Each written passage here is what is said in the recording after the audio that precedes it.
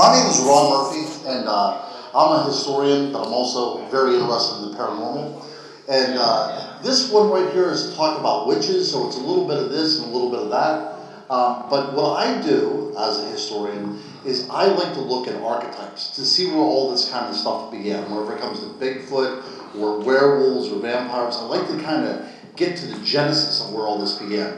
Because what I found out in researching a lot of these kind of monsters, that at the end of the day, it's usually like a Scooby-Doo cartoon where you pull off the mask and there's a person there, because we like to project ourselves onto things that we can't explain. So that's the way I look at the paranormal. So we look at archetypes, which are recurrent universal symbols, and most of these archetypes represent some sort of chaos that we don't want to admit to. So we can go to the next slide. Oh, other way, yeah, there we go. So where does it all begin whenever we talk about witches? We have to look at the rise of shamanism, so we're going back into the ancient world. Shamanism was a communication between two worlds. We had animism as well too, which was a belief that everything had a soul or some sort of divine power within them, and pantheism, which means that there was a divinity in everything. Also sympathetic magic, which was used a lot in hunter-gatherer cultures. You would use them to influence things like hunting, some things whenever it comes to fertility as well. You have cyclical seasons, which was very important in shamanistic cultures, because you had to know whenever winter was coming and whenever the animals would be moving.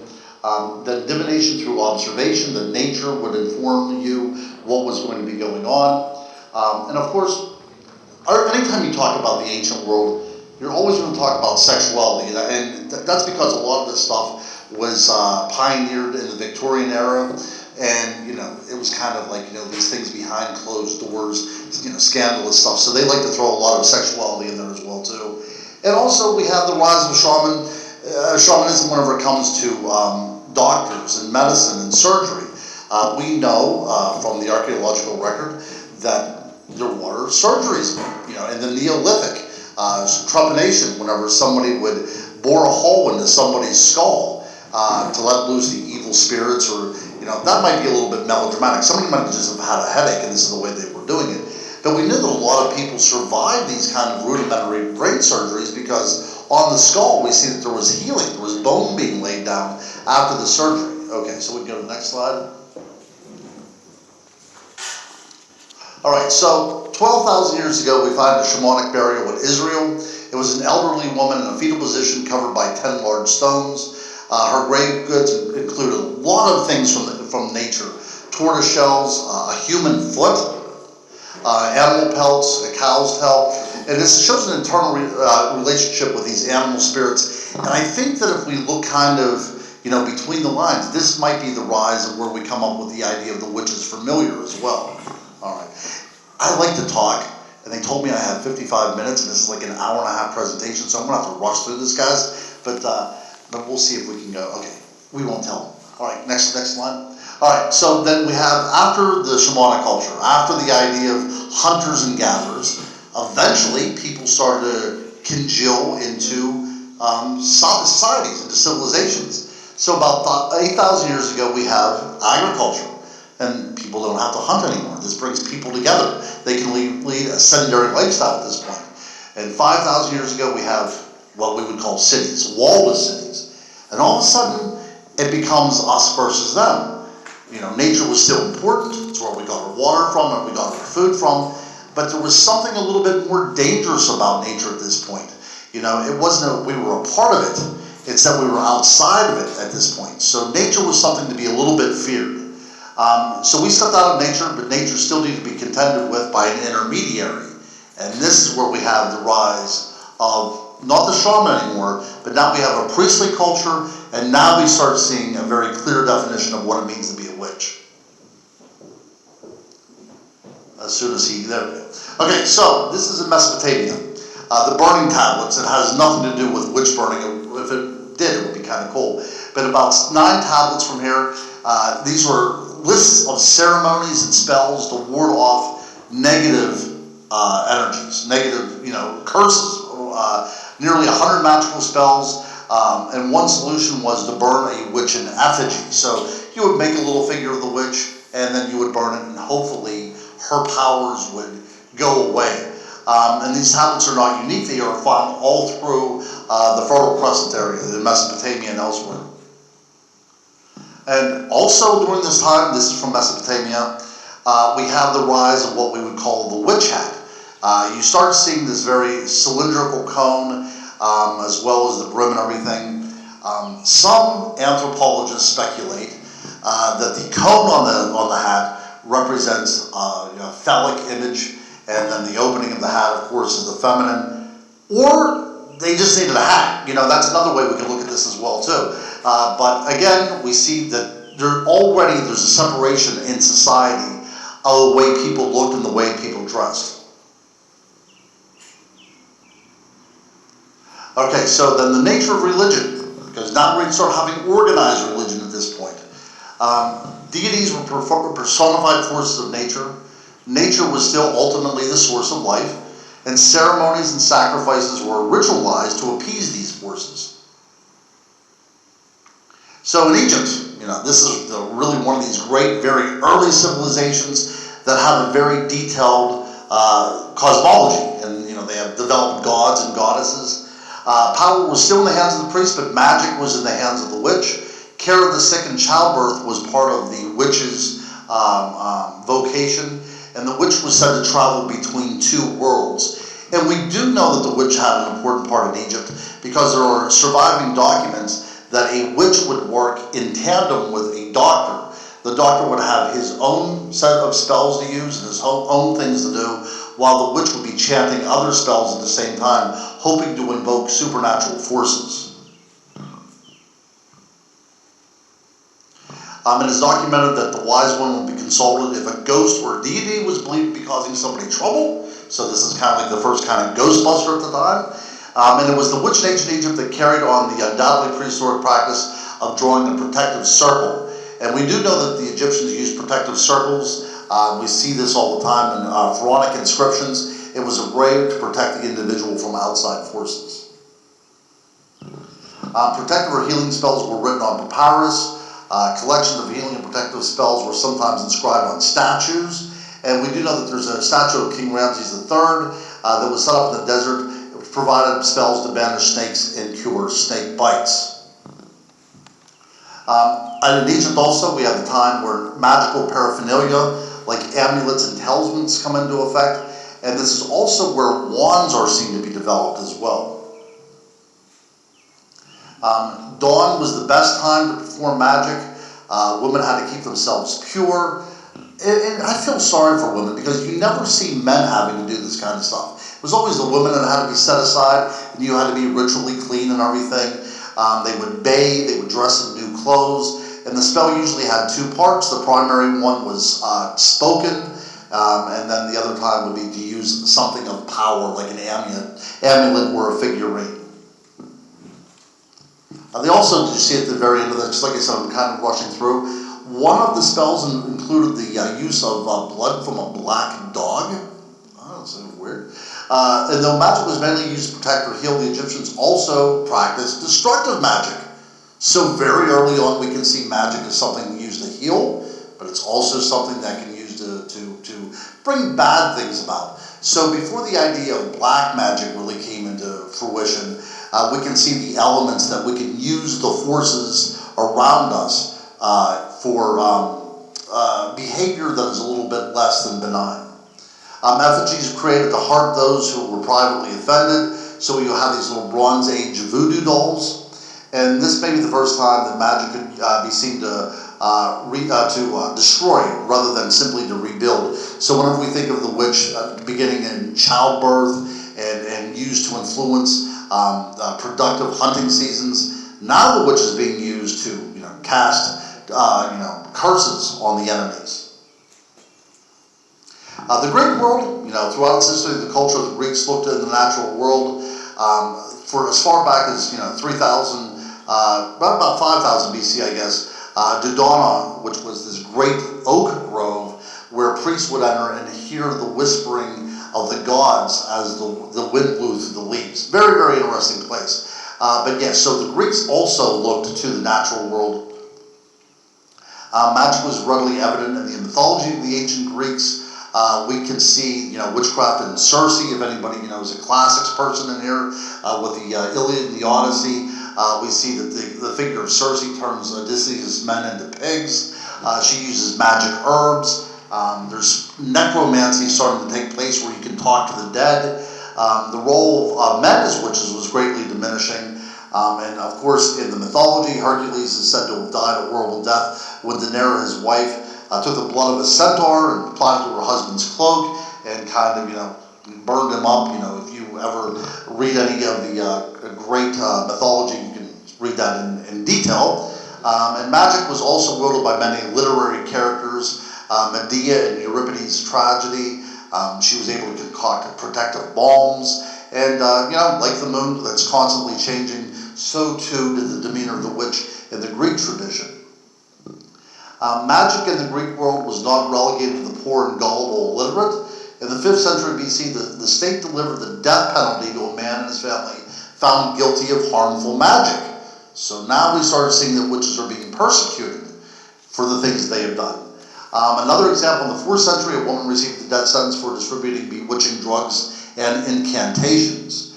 And Plato, he wanted to punish those who sold spells and and these curse tablets. Epicurean and Stoic philosophers were philosophical groups that battled for the eradication of magic and witches as well. Right there. So necromancy, we have the idea of necromancy whenever you're speaking with the dead. And if you can remember, whenever I showed you the slide about the witch that was found buried, or the shaman that was found buried in Israel, one of the things that she had buried with her was a human foot. So that may have been used in the process of necromancy as well too. We can see throughout literature and throughout the historical record that body parts of human beings were necessary, not only for the casting of spells, but for communing with the other world. So necromancy was very important, so we can see that this has a whole, genesis in the mythology. And of course you have the Pythian priestesses, which is probably as close to the idea of a working witches that we can come across. You would go to this particular place in Delphi, you would ask a question, and a woman would sit, and some people say that she was inhaling fumes that would make her a little, almost, psychoactive type of fumes would come up, and then she would mutter out something, and the priest would interpret what she was saying. So in Rome, superstition played a big part. So these are some pretty bad omens. If you're a Roman, it was believed to be bad luck if you entered a house with the left foot first. Okay. It was also bad luck to have a cow on top of your house. I don't think that you would really have to write this down though, because if a cow was up on top of your roof, I don't think you're going to have a good day to begin with. But apparently that was something horseshoes were considered good luck the same way they are today. A snake falling from the roof to the yard was considered bad luck. That would be bad luck for me as well too. And a black cat entering the house, not a good thing either. And 2,000 years later, we still have the superstitions regarding the horseshoe and the black cat. Nature was still seen as a conduit through divine communication. Something called augury took place. We still have a rather archaic saying whenever people say that augurs well. That means it seems to be propitious that something is going to go in your favor. But people would look at the flights of birds, and also some of the priests there called haruspices. They would disembowel animals and read the entrails to tell you, what was going to be going on, if it's good or bad. And ultimately, it's always bad for the animal, but, it was never a good thing. And there's also something called anthropomancy. And this is the method of using the entrails of dead or dying men or women through sacrifice to discern if you're going to have good or bad luck. Okay. Throughout the Roman world, it was forbidden to bury human remains within the town or city. So now this becomes the domain of the witch. So now we see, 2,500 years ago, witches are now seen as these things that are creeping around graveyards. The most famous witch in Roman literary history is an elderly woman named Candida. and she was practiced magic, and one of her spells was to starve a small boy to death. Not sure how that works again, but yeah. And now here we come now in the Roman period. We saw the Greeks. Now the Romans have started institutionalizing the persecution of witches as well too. In 331 BC, 170 women are executed as being witches for spreading epidemic illnesses. In 186 BC, the Roman Senate issued a decree severely restricting the Bacchanalia, which everybody loved, because this was a time you would get drunk and have orgies, but they said they don't want any more of this, so the god of wine was kind of put in the back seat. In 184, 2,000 members of the Bacchus cult were executed, and between 182 and 180, about 3,000 executions took place. Now, this is going to give rise, because of course, as Rome falls, now we have the rise of the Middle Ages. So, the Lex Cornelia de Sacris, in Latin if you wanted. So, it was written in 81 BC. It became an important source of late medieval and early modern European law on witchcraft, and this banned the trade and possession of harmful drugs and poisons. And the Emperor Augustus strengthened legislation. In 31 BC, he ordered the burning of over 2,000 magical books in Rome. So you can see that this was not just something that was a fringe. You know, this was something that was happening in everyday culture, so much so that the powers that be had to, rein this in. Okay, so the witch of the Bible, make no mistake about it. At first, especially in the Judaic tradition, God is represented as a force of nature. You have the idea of the burning bush. We have Moses, who is seen as using his staff, which in turn is almost like a magic wand as well. He can do wonders with it. He can summon water out of a rock. He can part the Red Sea. So we can see that it's part of this tradition from the ancient world that is now shaping the Judeo-Christian understanding as well too. Of course, the Bible also introduces something called the devil. And now magic can be seen as evil. Not just something that was malignant, but evil, and it has a cause now. It has a root to it, and that is Satan himself. And of course, Leviticus, you have all these great passages in the Bible that you cannot suffer a witch to live, you can't deal with familiar spirits, because all this stuff is outside of God's good will. So yeah, the Judeo-Christian tradition brings in Satan, and from his appearance in the Garden of Eden, Satan has been cast as an entity that tempts humans, and also because Eve was the person that took the apple from the tree, women are going to have even harder time now being witches in a medieval world.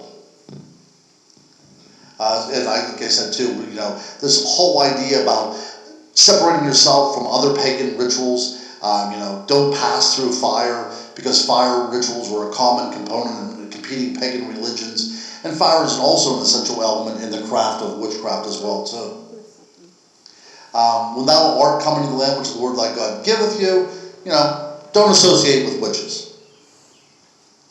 Now, what do you do if you need a witch? Well, we have a story about this. So Saul, according to the Hebrew Bible, was the first king of Israel and Judah. He was the ones that brought the two tribes together.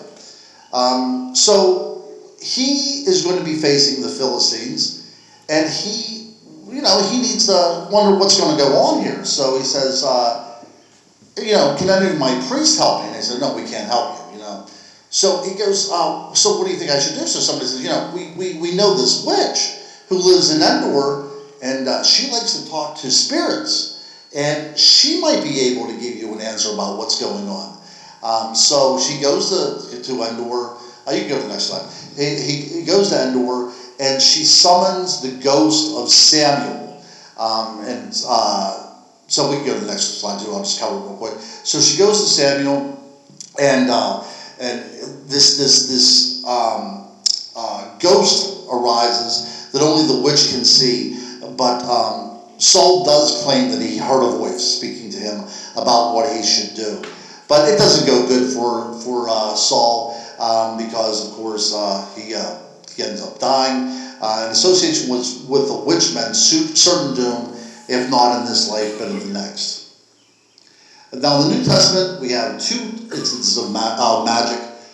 witchcraft, which is the Magi and Simon Magus. So the Magi were people from the East, and that is where we get the root for magician from.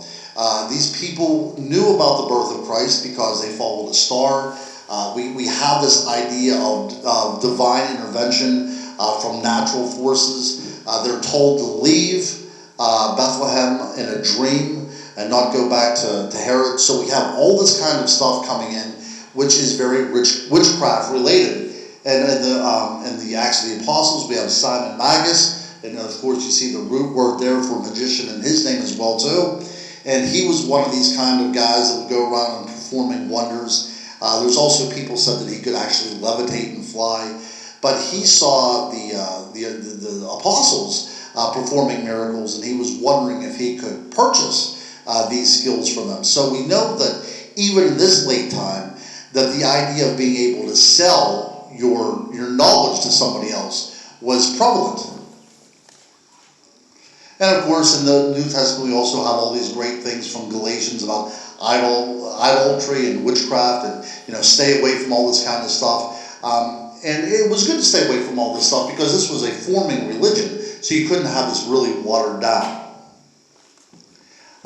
In Acts, many of them also used curious arts brought through their books. Christianity had to gain a foothold in this culture of magic, and the best way to do it was scare the hell out of them. Then, of course, in Revelation, we see that that you would be cursed forever if you dealt with witches, or if you were going in, if you were practicing witchcraft. This was a good way not to get into heaven. Okay. There's definitive evidence of grimoires being used by certain sects of early Christianity. Now, grimoires, we have these today in modern witchcraft. This is a book of spells, sometimes passed down. And we see in the early Christian church that people would have prayers in their books that mimicked very closely to what witches would have as magical spells. So it was part of the presumption that if you would say enough prayers, and if anybody was raised Catholic here and you had to go through penance, you know how many Our Fathers and Hail Marys you had to say. And then it starts becoming like a magical spell. But we know very early on that early Christian communities did have things like spell books right alongside their prayer books as well too. But an interesting thing to say here before we move on, there is a certain amount of Christianity in magic, and a certain amount of magic in Christianity as well too, because things happen that we cannot explain. There's signs and wonders. But taking that a step further, I'm going to show you a couple real quick slides here. We have evidence in the 1st, 2nd, 3rd centuries of Christ using a magic wand. We see him here. Usually it's in a miracle of raising the dead or in some sort of healing. But if you go to the next slide too, this is a fresco right here. This is a carved sarcophagus where you see Christ holding on to a wand and bringing Lazarus back from the dead, and the next one as well too. And there's another scene as well too, raising the dead, using a magic wand. But there's a whole book written about this by a person by the name of Matthews that deals nothing. He's actually a Catholic priest, and it deals nothing more than with the use of Christ using magical spells and magical paraphernalia in his miracles. Okay, so now the fear of the witches in the Middle Ages. This was an age of faith, and not just any faith. This was a Roman Catholic faith. The church started to practice synchronization, which meant that the pagans like to hold on to their traditions. So the church would sometimes throw them a bone. So Samhain, what we call Halloween now, that was very important to a lot of pagans. So the church said, you know what, why don't we make this a holy day that celebrates the death of our past loved ones? So instead of them literally coming back in the form of Samhain, we could just pray to them and everything. So they like to do this. So the idea of Christmas and Easter and all of these great holidays that we have now in Roman Catholicism and in all Christian religions really have their basis in a pagan world because people just didn't want to give up on those pagan ideals. And of course, in the Middle Ages as well, too, something called spiritual warfare comes into play, that you're a good person, you're a saved person, so some sort of supernatural force is not going to be constantly working against you. And sometimes that supernatural force took the guise of a witch. So in the 5th century, Christian theologian St. Augustine said about the pagan magic and religion were invented by the devil. Okay, we go to the next one. St. Thomas Aquinas argued that the world was full of dangerous demons, and the only purpose was to lead people into temptation, particularly carnal intercourse. Again, we see the sexuality based on witches as well, too. So the question is, how do we deal with witches in a Christian society? Well, we start by enforcing laws against them. The Pactus Legis Elementarum, an early 7th century code of laws of Germanic tribes, lists witchcraft as punishable crime on some equal terms with poisoning. And when Charlemagne came into power in 789, he said, if anyone deceived by the devil shall believe, as is customary among pagans, that a man or woman is a night witch and eats men, and on that account burn that person to death, he shall be executed.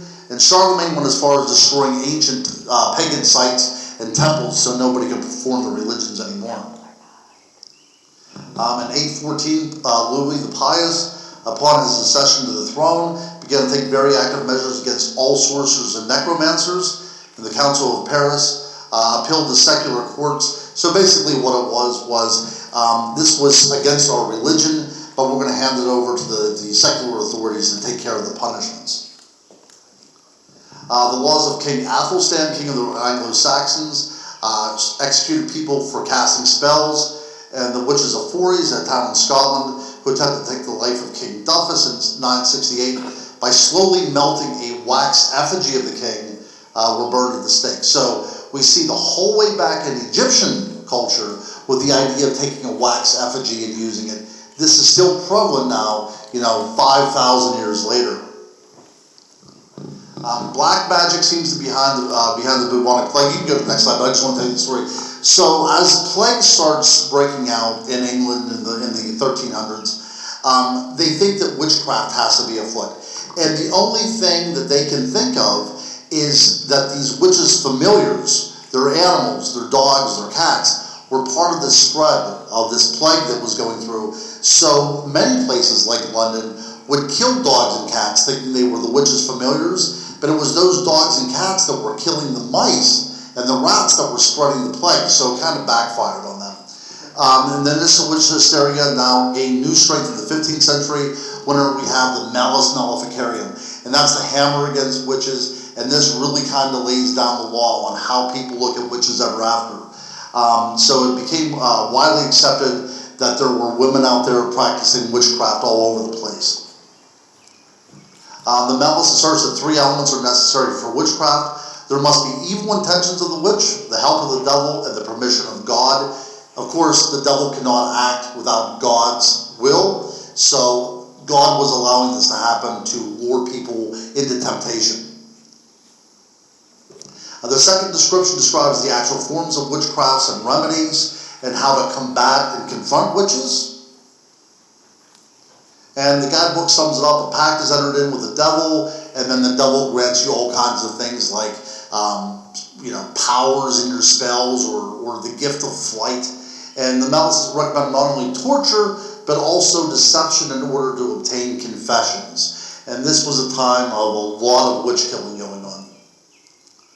And so in the Renaissance, this is a time of rediscovery. This was time for humanism, where people were moving away from contemporary religious doctrine. People were asking questions. Lutheranism was coming into play.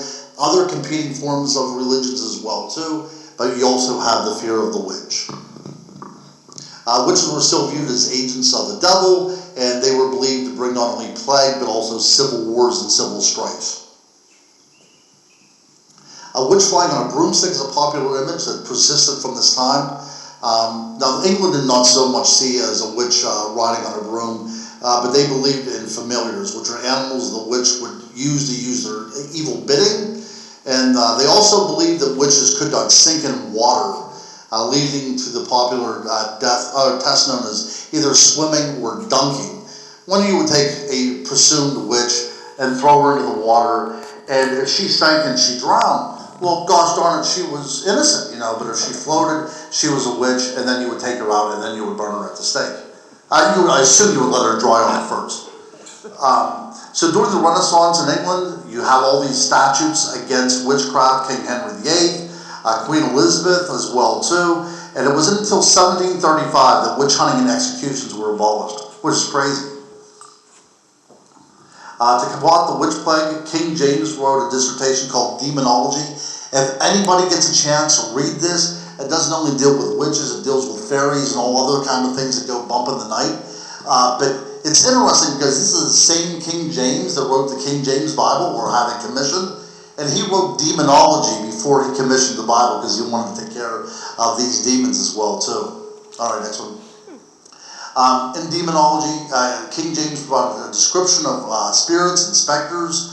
Also, about how to deal with necromancy and everything like that as well too. There's 3 parts to it. Go ahead. Familiar spirits were a concern for King James. So if you have a cat, a rat, a dog, a ferret, a bird, a frog, a toad, or hares, you could be a witch. Familiar spirits were usually kept in pots or baskets, and they drank things like milk, bread, meat, and blood. And sometimes they were said to suckle from a witch's work and perversion of nature. So at this point now, whenever you get the idea of this elderly woman covered in warts and everything, well, that is the way the familiar fed off of them. That's where it got its life force from. And, King James also goes into detail where you can get your familiar from. It's not like you can go down to your Familiars R Us and grab a familiar. One has to kind of find you. The devil could give one as a gift. That was a big thing too. If the devil would give one as a gift, he's like, I've got the best familiar on the block. You have, like, at that point, like one of those hologram Pokemon cards. And the other one is that you could kind of try to summon your own familiar as well too. As the witch hunting strengthened, you had a lot of people who were kind of like charlatans that would come into town. In 1525, a traveling judge used 2 girls to go into towns to kind of ferret out who was a witch. This cannot be good. This is not going to end well. And, the child witch hunters would go in there and just accuse anybody at will, and, hangings and burnings would ensue and all the other kind of fun stuff. Okay. In England, it's generally believed that there were fewer than 500 people executed. But I remember taking a class in graduate school, and my professor said, in Europe, in continental Europe alone, about 3 million people were executed for being witches. And that's astounding. Okay. Now we come to the age of the Enlightenment. This is the age of reason, but this is also the age of superstition.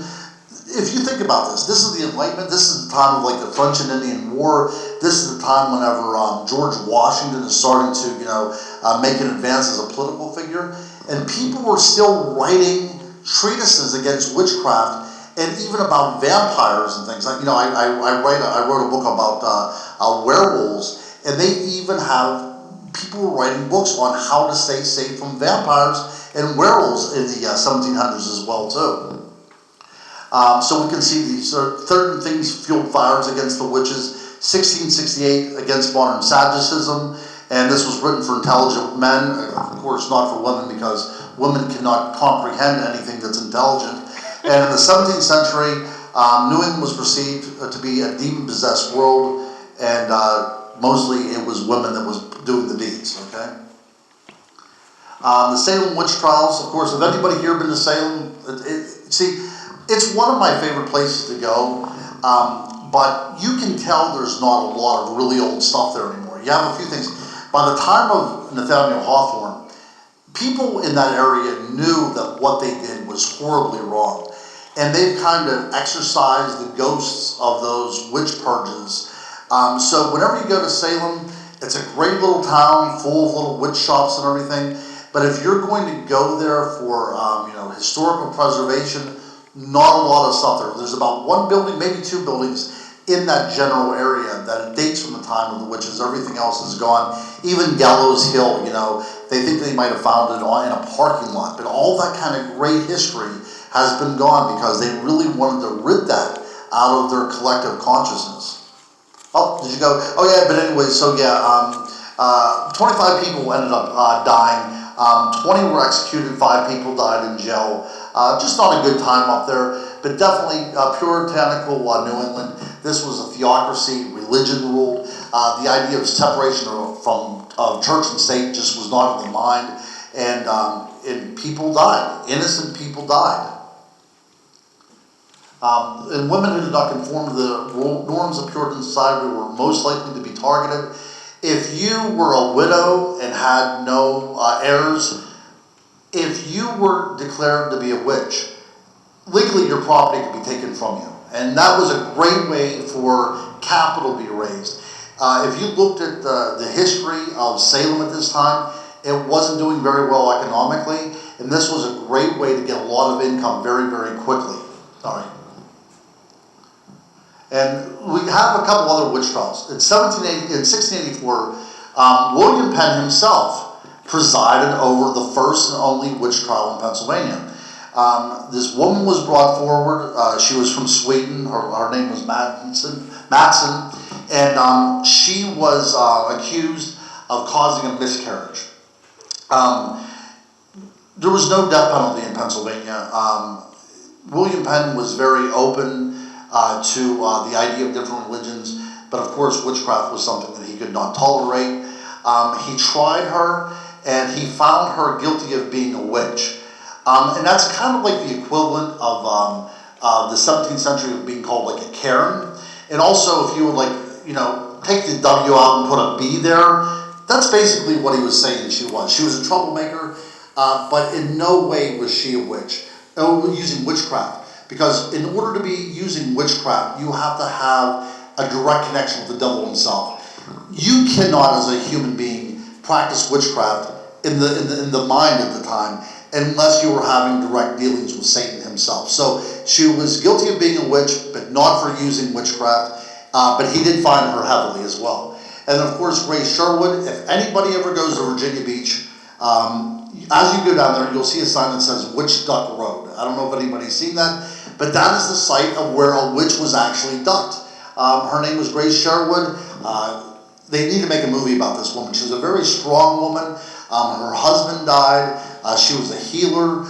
She took care of animals, and people started to say that she was a witch. Some crops were failing and things, so obviously she was a witch. So they took her out onto this little pond. They took a 13-pound Bible and put it around her neck. They tossed her in the water, and she sank. But then she got the Bible off, and then she popped back up again. So she was obviously a witch. So they took her, and they put her in prison, and she was in prison for about 7 years, and then she got out, and then she sued the county, and not only got her land and wealth back, but she was also declared to be innocent. They need to make a movie out of this girl. She was a very, very strong-willed person. She lived in the same area her entire life, and they erected a statue down there, and she has these like little forest animals around her as well too. So if you ever happen to go to Virginia Beach, go check that place out. One of my favorite stories. Okay, so witchcraft is the subjugation of women. The cauldron that is used to cook your family's meal now becomes an implement of evil. The broom on which the witch rides, the broom that a woman used, a regular housewife used, was an important part. But now, if a woman had a broom, you could think, that now becomes the devil's Uber. That's what's going to get her to all these events and everything. Black cats, which was a common household necessity to keep vermin away, now becomes something you could claim somebody's a witch. And of course the hats. Now we showed back to that cylinder still back from Mesopotamia about people wearing these hats, but the classic witch hat that we have was a traditional garment that people would have worn, especially in rural England. So in the colonial America, women would just naturally wear these kind of things, but you could be accused of being a witch just on the things that you wore. And of course, the witch is the polar opposite of a housewife And also, unlike the housewife of that time, the witch had a mind of her own. Okay, so witches in the modern world, we do have them. We have the idea of Wicca, which is craft of the wise. Not until 1954 does Gerald Gardner start bringing up some of these ideas from the past. But it wasn't until 1962 that the word Wicca actually comes into print. But England has a great history, and a lot of times they like to harken back to the older days. Of course, the idea of the Druids had no written record. We have no idea how witchcraft was practiced. They knew, and we still know, that it's based upon nature religions, but it's kind of a la carte on how you want to do it. But Gerald Gardner, before Gerald Gardner, nobody really thought about organizing the idea of witchcraft as a collective. All right, next one. It's still nature-based. We have the pentagram, which is earth, air, fire, spirit, and water. We still have the grimoires, which are the spell books, which sometimes are passed down within covens, so they belong to a coven rather than a person. And of course, we have the covenants as well too. Wiccan celebrations encompass both the cycles of the moon and they can. I've met very many Wiccans who still practice Catholicism and just see the idea of the natural world as something that's part of the religion. You also have people that pull in, Egyptian mythology or Greco-Roman mythology.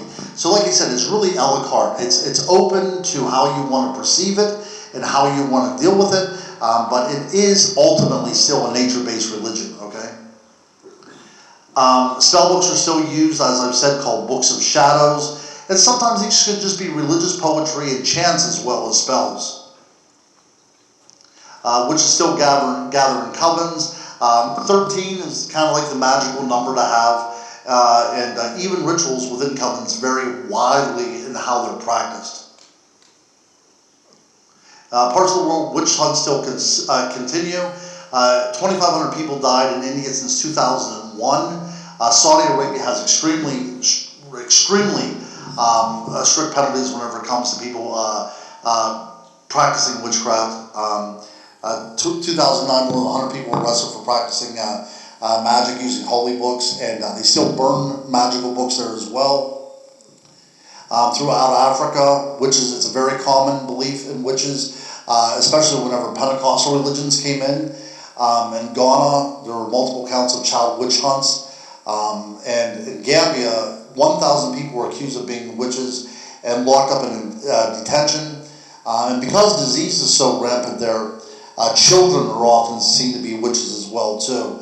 And about 15,000 were branded as witches, and you can imagine what kind of things happen in rural areas that we don't know about. Okay. How much time do I have? Is it almost time, or hold on one second? You got like 20 minutes. Good, because I want to leave some time here because I also investigate the paranormal as well too. I'm a historian, but I also really want to get at the nature of things. So I live in Westmoreland County, which is really close here.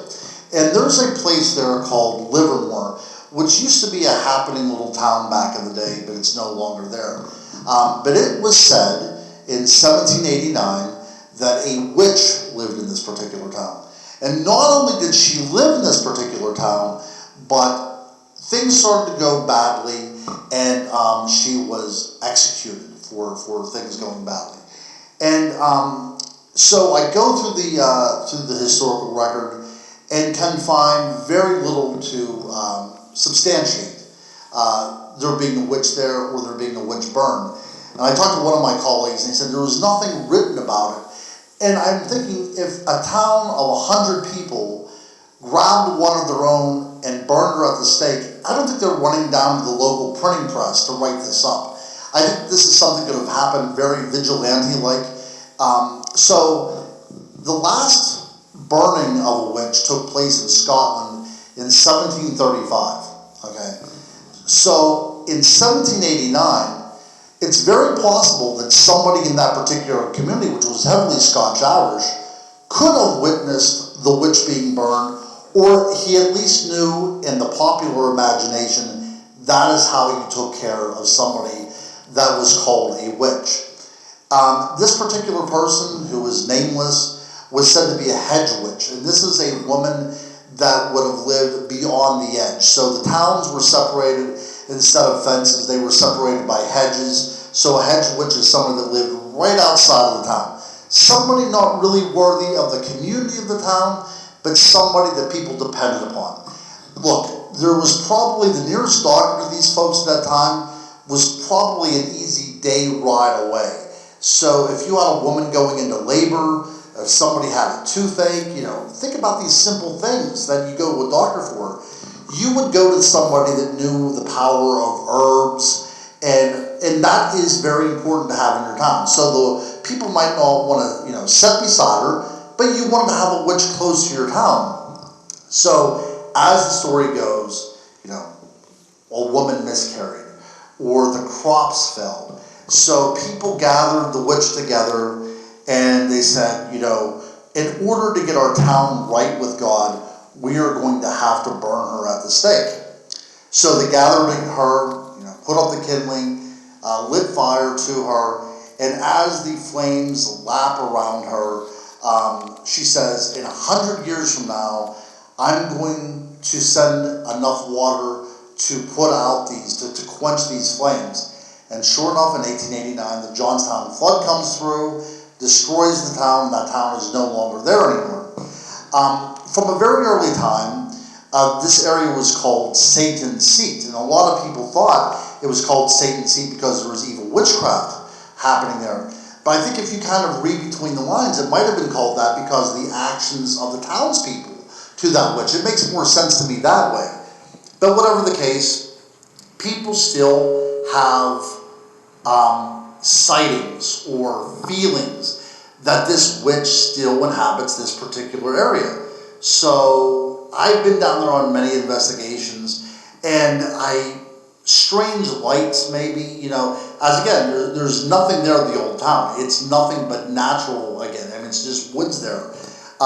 So I went down there a few times, and spooky things have happened, but nothing completely out of the ordinary. So I work a lot in education, and I was working at this one school, and around Halloween, one of the staff members found out that I did this kind of stuff, and she said, for Halloween, would you take us down to Livermore? And I'm thinking, the last thing I want to do is take a group of middle-aged women down to Livermore. I don't want to do this. So I'm trying to think of a way to get out of this.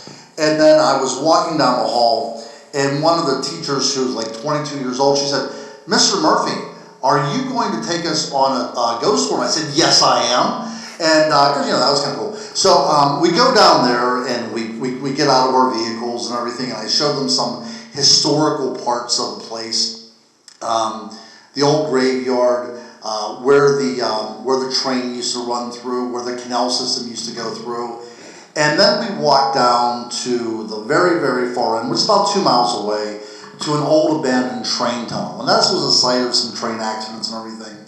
But two of the girls that I was with, not with, they were accompanying me, I don't want to seem like some sort of player, but two of the girls that accompanied me on this, they went into the tunnel. And all of a sudden, an orb starts moving around. You couldn't see this with your bare eyes. You had to look through a camera lens to see this. So it starts moving between them, and one orb lands right on top of this girl's face. And it's in multiple pictures, and not only is it multiple pictures, it's also on video. So as she moves, this orb is on her face as well too. And this is odd.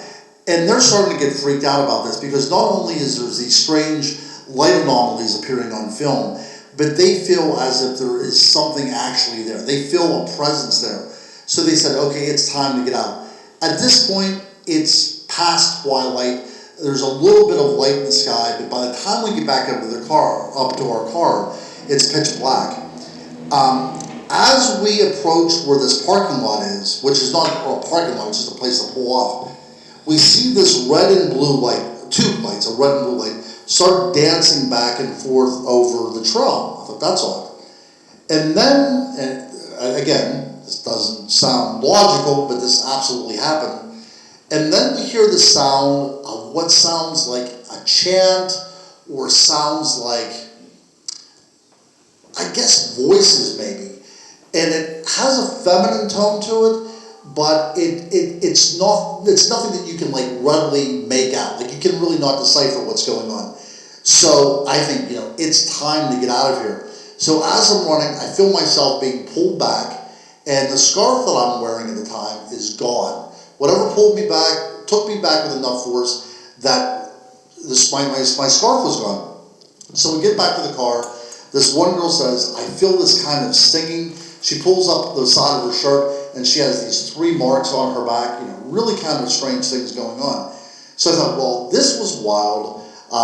They got their money's worth at least. I probably got a little bit of street cred for scaring them.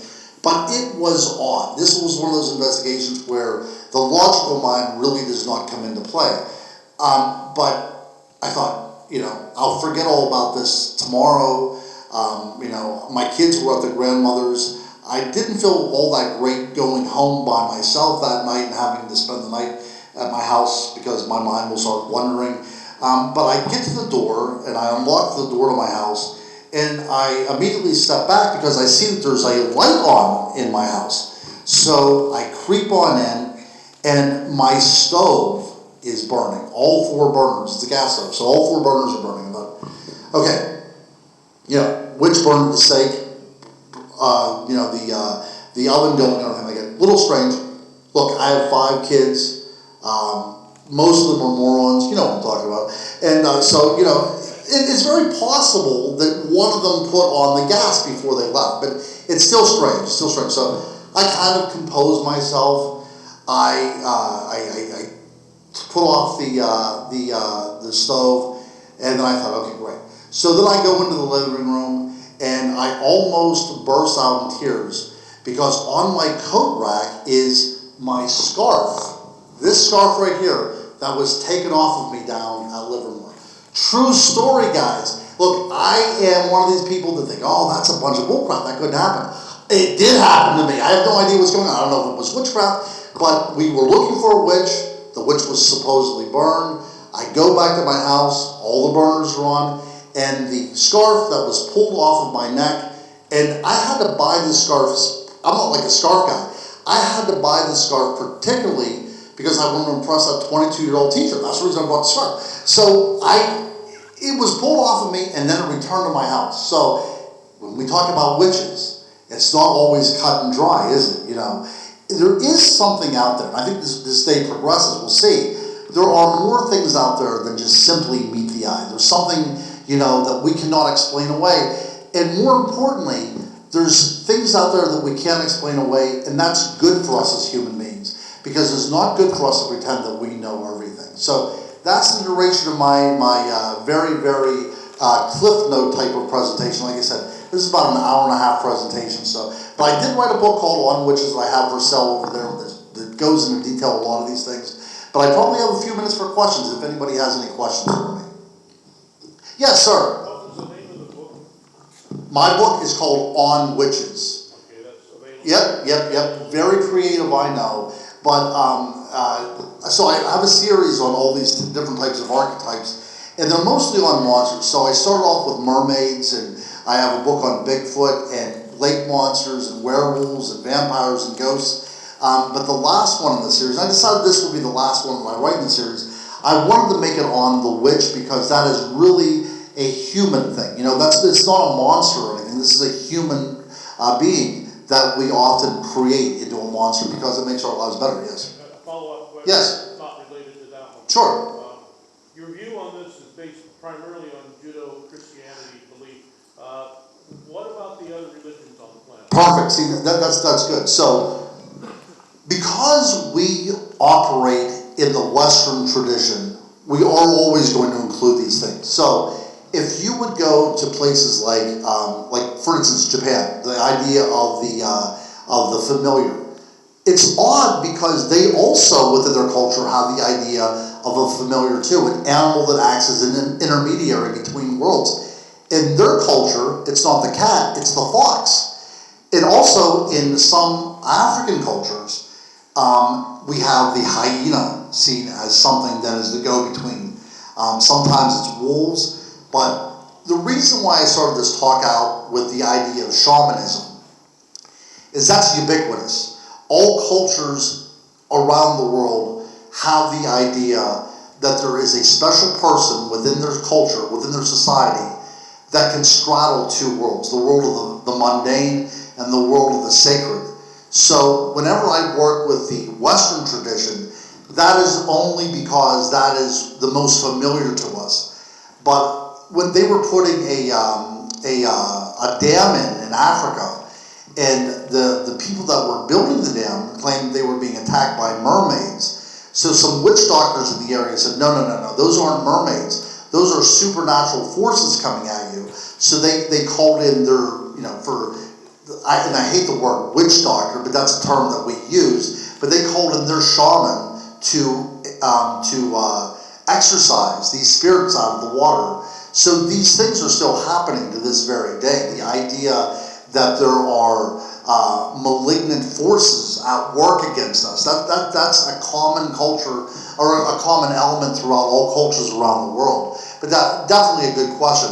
But we can go from when I pointed out the one witch burial in Israel, but in Siberia there was a great witch burial, well, a shaman burial, and it was of a woman. And almost always these burials are going to be of women. And this woman was wearing one of those conical hats, and the cone was over 6 feet long. So she was definitely dressed to be separated from the common person. But yeah, you could plug in witch or shaman throughout any culture, and they would be immediately recognizable by their deeds. Any other questions, my friends? Any other questions? Oh yes. Yes. Any truth behind the theory that they would actually do witch hunting down at the Quaker Church Cemetery down in Perryopolis? Was there any truth, if you guys didn't heard, if there was any witch hunting? So, as the last little vignette that I told, the story that I told, I think that whenever especially these little towns, if anything goes wrong that's considered supernatural, superstition comes into play, and the idea that people would hunt down witches because something was going wrong makes complete sense to me. I think that you go to any town around here and there would be stories of, maybe nothing so drastic as an execution, but the idea of kind of expelling the witch. I think that happened throughout all of this area, especially in colonial America, that was so relied on religion. If somebody was acting outside of that monolithic dogma, they are of course going to be looked at oddly, or a single woman or any kind of melody or anything like that would signal somebody out to being a witch. And I'm sure that happened all the time.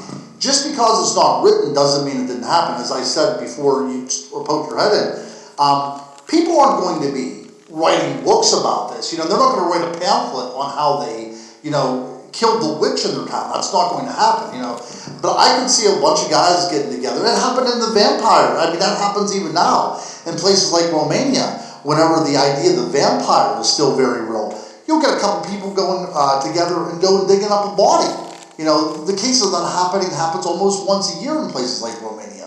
Yeah, there was a reported case about a year and a half ago where they excavated a site and they found in Romania, they found a alleged vampire that was staked through the heart and had a brick between her teeth. Absolutely, yeah. So I also wrote a book called On Vampires, and I have a presentation on that as well too. And I was thinking, this is a great area right here. We should have a vampires ball here and talk about vampires. That'd be awesome, man. I wouldn't get into that, but I love to talk about this kind of stuff because not only have I had some incidences with these kind of things, in some way or the other. Just the history, just the pure history of this stuff is so fascinating, to think that, these kind of things go on. Yes, sir. This is not a trick question. Okay. Or a joke. Okay, great. Okay? Where do you think that the positive impact of Harry Potter and the impact it's had on the new generation and witchcraft and wizardry, where does that fit in? Perfect. So, absolutely. And that is something that we have to talk about whenever it comes to witches in the modern world. Without things like Harry Potter, or even to some degree things like, the Lord of the Rings, this idea of this kind of, that brings it into the open, and whenever things are brought into the open, they're not as feared anymore. There are still some evangelical, folks, and I take nothing away from them, that still see these works as the works of the devil, and book burning still goes on. But I would much rather see, one of my kids going around pretending to use spells than picking up, toy guns and pretending to kill each other. I'd much rather see that happen. But it brings it out of the shadows. And once something's brought out of the shadows and a little bit of light is on it, people don't fear it as much anymore. But that's a great question. The same way whenever it comes to vampires, we remember whenever the Twilight series came out, and now we have these sparkling vampires, things aren't as terrifying anymore. And I think it also shows, as our, culture evolves, that we are starting to interpret things that are unknown to us, not immediately that we want to oust it out or destroy it, but at least let's validate, investigate a little bit more, and then there might be some validation that comes of it as well too. Is it possible that there is some power we don't know that is working behind bringing these kind of things to a more positive light? Oh, I see. Well, I think the power that is bringing these things to a positive light is the human spirit. Look, we as human beings, if we don't understand it, we want to blot it out. And I think that says a lot about who we are and who we are becoming. We are not so quick to cast the first stone anymore. And I think that can only be a positive thing whenever you're dealing with any certain subjects. But that's an excellent question, and I do have that in my more extended talk on this as well too, with the image of the witch. Because now witches, in the Greek world, witches were sexy creatures. Now they're becoming, they're teenage girls. If you look at things like on Netflix, like Sabrina, they're becoming, they're not becoming these old haggard women anymore. They're becoming something that is empowering, and that says a lot too. That these women are no longer decrepit. They're empowered young women who are able to, master the world around them.